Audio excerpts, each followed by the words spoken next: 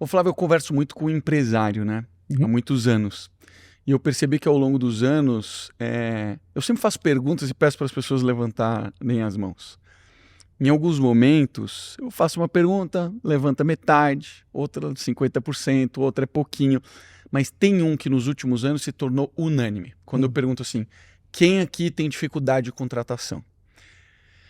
Quase 90% da sala, todas as vezes, respondem isso.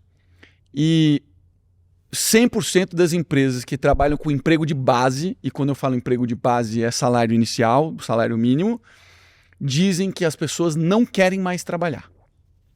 Que elas não têm interesse pelo emprego porque, obviamente, estão competindo com um subsídio que elas recebem. É que se ela aceitar um emprego, CLT, ela perde o subsídio. Pois é. Olha que loucura. Perde a motivação. Eu estou muito preocupado porque os empresários estão desesperados pela dificuldade de contratação. Sem conseguir contratar, não há prosperidade. E aí, de novo, vamos caminhando para o colapso. O presidente do TCU lá, não sei se é esse o nome dele, ele já falou, nós vamos colapsar. Pois é. O que você acha que a gente, como líder, poderia fazer para influenciar, servir essas pessoas que estão com essa mentalidade de muita limitação, né? De não acreditar que elas podem mais do que isso? Eu acho que a gente tem que dar exemplo. Primeira coisa é dar exemplo. Porque não tem nada mais bonito do que você influenciar uma pessoa pelo que você é, pela coerência.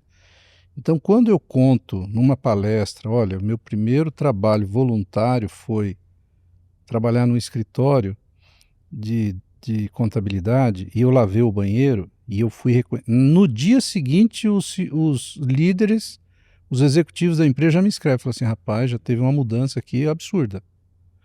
E se você não continua colocando isso na cabeça das pessoas positivamente, então você pega aí alguns empresários, né, que se destacam, onde as pessoas trabalham felizes, né, o sujeito está lá sempre de verde e amarelo, sem... Aí você fala assim, aquilo é fachada? Não, você vai lá e conversa com aquelas pessoas e é verdade, eles estão felizes. Por quê? Porque eles são reconhecidos, eles são incentivados, eles conseguem escalar postos de trabalho melhores dentro da própria empresa. Então isso vai criando um ciclo e um ambiente de mudança. Então essa mudança ela é importante, então a gente não deve deixar de falar. E incentivar, e mostrar para os jovens, e isso que você falou é terrível. Outro dia eu vi uma mulher dando uma entrevista, ela falou, eu entrevistei 10 jovens entre 25 e 35 anos, não consegui contratar nenhum, todos estão com ansiedade, níveis de ansiedade altíssimos e depressão. Aí você volta lá para a base, o alicerce, faltou lá atrás, esses pais não prepararam esses filhos. Então, deu tudo o que queria, protegeu, foi na escola. Eu sou do tempo, Marcelo, eu tenho 62 anos. A gente apanhava na escola, meu amigo. Opa, e o pai chegava e falava assim, pode bater mesmo. Eu também. Aí você fala, mas não, tudo bem, tem excesso e tal, mas não tem ninguém daquela minha época que você olha hoje e é um cara frustrado, que ficou, sabe? Não, mas foi um absurdo, a minha professora bateu em mim. Não, cara. Tinha isso, né? A professora podia bater, né? Batia, dava palmada na mão, né? Tinha os extremos, né? Mas a professora batia, estava errado? Estava. Quem tem que fazer isso é pai e mãe, não é professor. Então não dá para transferir Misturar essa responsabilidade. E nem pai e mãe, porque a correção física, que hoje não é aceita mais, ela é a última opção dentro de um processo disciplinatório. E tem um jeito de fazer, mas você fala, nossa, mas parece absurdo nos dias atuais, então não vou nem entrar nesse tema, tá bom? Mas antes de chegar nisso, tem tanta coisa que você pode fazer e que as pessoas não fazem.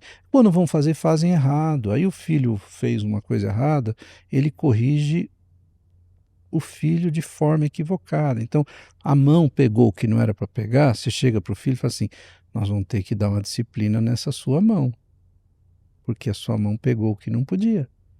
Então nós vamos deixar essa mão no lugar da disciplina. Agora ela não vai poder fazer isso durante um tempo. Olha como é diferente. Olha, o seu pé foi onde não era para isso, suas perninhas vão ter que... A sua boca ela falou que não era para falar, então vão ter que dar uma disciplina para sua boca. Não, o pai, a mãe já... eu apanhava todo dia. Mais que uma vez por dia. Eu acho que a gente foi tirando elementos que davam disciplina, né, e davam correção, e faltou adicionar, né? Alguma Faltou, coisa, né? era o outro extremo, né? Era o jeito que... Não, e tinha outras coisas para fazer antes, não fazia. A ponto de um dia minha mãe falar assim, hoje eu não vou te bater, vou te dar um castigo. Tu vai ficar 3 dias no quarto. Eu falei, ufa, não vou apanhar. Aí fiquei o primeiro dia, lembrei que no segundo tinha uma festa do vizinho de aniversário. Não ia pra Aí eu festa. falei, mãe, amanhã tem a festa. Ele falou, então, sobe na janela e olha, você não vai. Eu falei, não, me bate agora, me deixa eu ir. Eu quero trocar. Você vê como a disciplina não fazia efeito? Era um castigo, não era disciplina. Sim. Então, tudo o que é feito com a motivação errada não traz efeito. Então, a motivação de dar para a família carente está errada. Quando a motivação é certa, fala assim, eu vou te dar para salvar esse momento, mas paralelamente nós vamos te dar uma oportunidade de trabalhar. Uhum.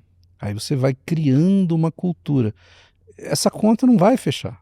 Já não fecha. E outras, pegam esse dinheiro, estão gastando absurdamente zilhões em jogos de celular, nesses bets da vida. Então, assim, droga e outras coisas, quer dizer, cigarro, bebida, enfim,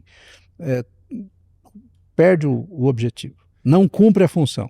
Pois é. E não parece que é um problema isolado ao Brasil, né? Não. Parece que a gente é está mundial. vivenciando tudo isso meio que junto e ao mesmo tempo, né? Tirando os países que têm suas culturas muito fortes. E aí vem e quebra esse ciclo. E aí dá certo para falar assim, como assim? Como é que é isso? Então você pega aqui, segurança, vai lá para El Salvador. Eu acho um absurdo. Essa né? foi um exemplo bem interessante, então, né? assim, a gente tem um problema sério que quando a gente começa a investigar, a gente vai para o mesmo lugar. É a base, é a família. É a família. Então, você quer resolver todos esses problemas que a gente está conversando aqui, é família. Só que a gente está desconstruindo a família. Pois é. Então, existe uma intenção de desconstruir família, esse alicerce importante, como tem uma intenção de desconstruir o outro aspecto importante, que é a religião também. Uhum. Não importa qual é a religião, tá? Que cada um tem a sua fé e chama liberdade religiosa isso. Cada um tem a sua fé e a exerça com liberdade, não importa qual seja, mas a importância de exercer a fé e respeitar o outro, porque quando a gente entra nesse aspecto da religião, qualquer uma delas vai ensinar a respeitar o próximo. Pois é. Eu acho que a espiritualidade, ela traz um pouco esse alicerce que você Não tanto só fala, isso, como ele traz o alicerce do serviço. Você não está aqui para ser servido, você está aqui para servir. Então tira essa ideia do egoísmo. Eu quero. Não, eu estou aqui para ajudar os outros. Por isso, as pessoas ficam assim, às vezes, mas Flávio, você podia ganhar um rio de dinheiro. Eu não estou preocupado com dinheiro. Poderia realmente. Quer dizer que eu ia ser feliz? Não. Eu até gostaria de ganhar um rio de dinheiro, se alguém, inclusive, que estiver assistindo, ou você quiser me dar um rio de dinheiro, eu estou aceitando, tá? Mas eu não tenho essa preocupação. Não é o seu principal motivador. Do suor do teu rosto comerás o teu pão. Foi assim desde o princípio. Tudo que vem de graça, amigo, não é valorizado. Pois é, Por verdade. isso que a gente vive essa situação. Porque a hora que você sua para conseguir, você pensa 2 vezes antes de... Por isso que quando você vai dar conselho para as pessoas, elas não valorizam. Porque quando é de graça, não valoriza. Então você tem que cobrar. Quer um conselho meu? Tem que pagar.